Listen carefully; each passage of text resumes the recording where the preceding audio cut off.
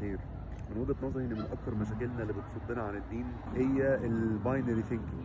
يا اما انا هعمل كل حاجه كويسه وابقى مركز في حياتي وفي ديني، يا اما بقى الدنيا تبوظ والواحد يعمل اللي هو عايزه، وفي نفس الوقت دي نظرتنا للاخرين. يا اما الشخص اللي قدامي شخص متدين فانا متوقع منه، حط تحت كلمه متوقع دي كام خط، انه يكون بيعمل كل حاجه صح، ولما الاقيه بيعمل حاجه غلط اقول ايه ده، هو مش متدين. في نفس الوقت لما يكون حد صايع ويكون حد بيعمل اللي هو عايزه وعايش حياته بالطول وبالعرض وتلاقيه بيصلي تقول له ايه ده انت بتصلي؟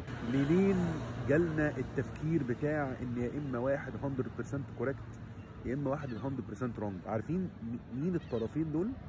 اللي 100% كوريكت دول الملائكه، واللي 100% رونج هم مين؟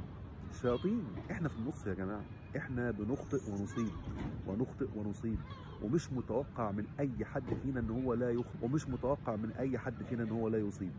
لو كل حاجه بيعملها غلط ما بيعملش حاجه واحده صح في حياته ده شيطان، ولو بيعمل كل حاجه صح في حياته وما بيعملش حاجه غلط في حياته ده ملاك. احنا لا كده ولا كده يا جماعه.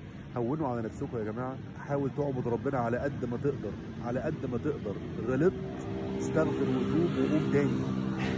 لكن فكره ان احنا نكون عايشين منسلخين عن الواقع وعندنا نظره غلط، ان عشان ابقى انا كويس، انسان كويس وربنا يرضى عني يبقى لازم اكون بعمل كل حاجه صح. لا، مش مظبوط الكلام ده. عشان ربنا يكون راضي عننا ويا رب يرضى عننا جميعا، انت مطلوب ان انت تكون بترجع وبتتوب وبتحاول على قد ما تقدر، لكن مش متوقع منك ان انت تعمل كل حاجه صح. طب ايه الدليل على كلامي ده؟ ما كانش ربنا ذكر التوبه في القران، ما كانش ربنا ذكر التوبه في مواضع ما ينفعش في القران تقول لا حصر لها، لكن في مواضع كتير جدا جدا يعني. والذين اذا فعلوا فاحشه او ظلموا انفسهم ذكروا الله فاستغفروا لذنوبهم. طيب، ومن يغفر الذنوب الا الله. طيب، ولم يصروا على ما فعلوا. طيب، وهم يعلمون ان ربنا اللي بيغفر الذنوب، او يعلمون اللي هو بيعملوه ده غلط. طيب، موضع تاني سورة النساء، انما التوبة على الله للذين يعملون السوء بجهالة ثم يتوبون من قريب فاولئك يتوب الله عليهم وكان الله عليما حكيما. التوبة معناها ان احنا هنغلط، والتوبة معناها ان احنا مطلوب مننا ان احنا نتوب وان احنا نرجع عن الغلط.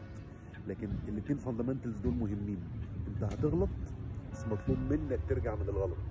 فكره ان انت مش هتغلط بتخليك تحط على نفسك بريشر غلط، وفكره ان انت ما تتوبش بتخليك ان انت تبعد وما ترجعش تاني.